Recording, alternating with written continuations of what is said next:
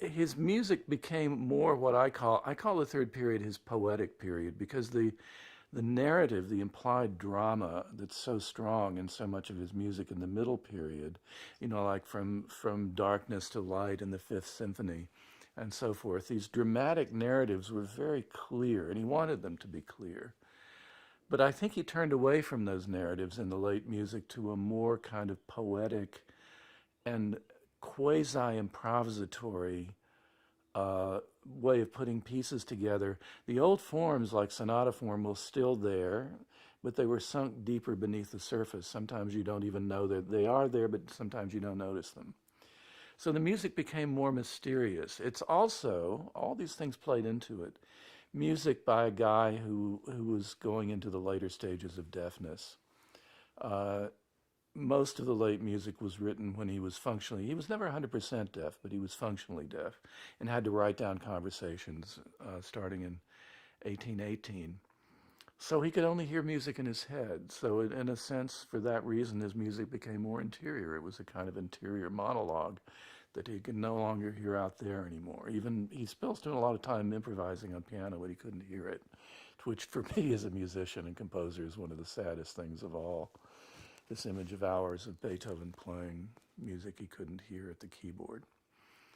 Um, so all those played into the late style, I think. I think also reading critics of his music who were romantics like E.T.A. Hoffmann and were talking things about in articles that Beethoven surely read about the lever of fear and awe and the sublime.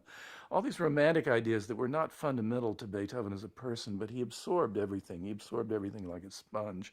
I think that played into it too. He got another perspective on his own music, perhaps from some of these critics. The critics that most interested him, that he personally thanked, were Hoffmann and Adolf Marx, who happened to be historically the most important critics of his music. He knew what was good when he saw it, even in critics of his music.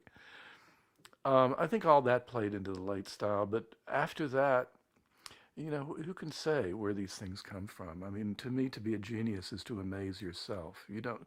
Any honest person of great talent knows that they're not ultimately responsible. It's something, Stravinsky said, the rite of spring, I am the vessel through which the rite of spring came into the world. And he said, I don't know where it comes from. Um, where do these things come from? It was a kind of music, a kind of spirituality that had never been in music before, never been in the world before. So you can find reasons for it, but ultimately it has to do with whatever it is, the angels or, your metaphor here. It's what comes through you. And things like the A minor quartet, the Opus 132, um, this kind of mystical beginning of this little motif turning around on itself and then exploding in an allegro. These kind of new ways of putting pieces together in much more free and as if improvisatory ways are part of it. But I don't think the Ninth Symphony is a total. I'm sorry. I don't think the late music is a total break with him at all. What he did was to intensify everything.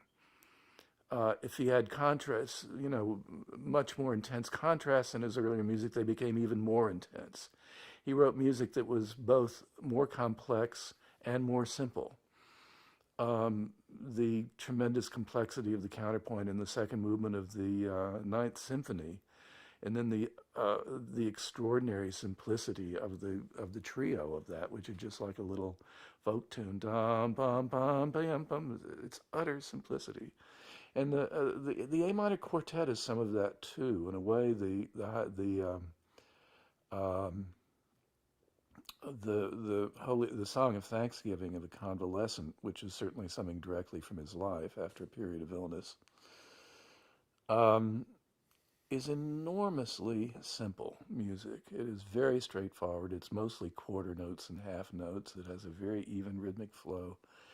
And yet at the level of inspiration and skill and experience he had, he could make these things something absolutely sublime. Um, so the third period is all those things at the same time, but there's a mystery at the heart of it, like everything else, like all music that's any good, like all art that's any good, like love and joy and God and things like that. They're all indefinable.